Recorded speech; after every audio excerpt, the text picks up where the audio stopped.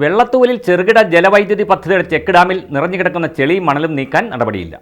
മുതിരപ്പുഴയാറിന് കുറുകെ പാലത്തിന് താഴെയാണ് വൈദ്യുതി ബോർഡ് ചെക്ക് ഡാം നിർമ്മിച്ചിട്ടുള്ളത്. മണലും ചെളിയും നീക്കി പദ്ധതിയുടെ പ്രവർത്തനം കാര്യക്ഷമമാക്കണമെന്ന് ആവശ്യം ഉയരുന്നു. വെള്ളത്തൂവൽ പാലത്തിന് താഴെ മുതിരപ്പുഴയാറിന് കുറുകെ വൈദ്യുതി ബോർഡ് നിർമ്മിച്ച ചെക്ക് ഡാമാണ് മണലും ചെളിയും നിറഞ്ഞ സ്ഥിതിയിലുള്ളത്. ചെങ്കുളം പവർ ഹൗസിൽ നിന്നും ഉൽപ്പാദന ശേഷം പുറത്തുവിടുന്ന ജലവും മുതിരപ്പുഴയാറ്റിലെ ജലവും ഉപയോഗിച്ച് വൈദ്യുതി ഉൽപ്പാദിപ്പിക്കാൻ ലക്ഷ്യമിട്ടായിരുന്നു ചെക്ക് ഡാം നിർമ്മിച്ചത്. ഈ ചെറുകിട ജലവൈദ്യുത പദ്ധതിയുടെ ഭാഗമായ ഡാമിലെ മണലും ചെളിയും നീക്കി സംഭരണശേഷി വർദ്ധിപ്പിക്കുന്ന നടപടി അനന്തമായി നീളുന്നുവെന്നാണ് ആക്ഷേപം. അനാസ്ഥ വെടിഞ്ഞ പദ്ധതിയുടെ പ്രവർത്തനം കാര്യക്ഷമമാക്കണമെന്നും ആവശ്യമുയരുന്നു.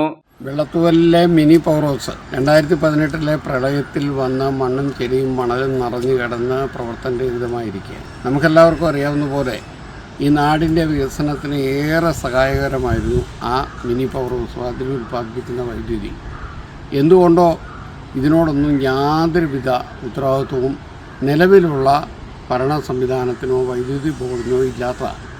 അതുകൊണ്ടാണ് ഈ രീതിയിൽ ഇത് മണലും ചെളിയും നിറഞ്ഞു കിടക്കുന്നത്.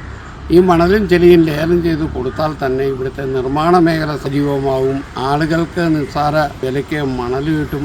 ഇപ്പോൾ തന്നെ നമ്മുടെ ഭവന പദ്ധതികളെല്ലാം 70 രൂപ അടിക്ക് കൊടുത്താണ് എംസാൻഡ് ഇവിടെ മേടിക്കുന്നത്.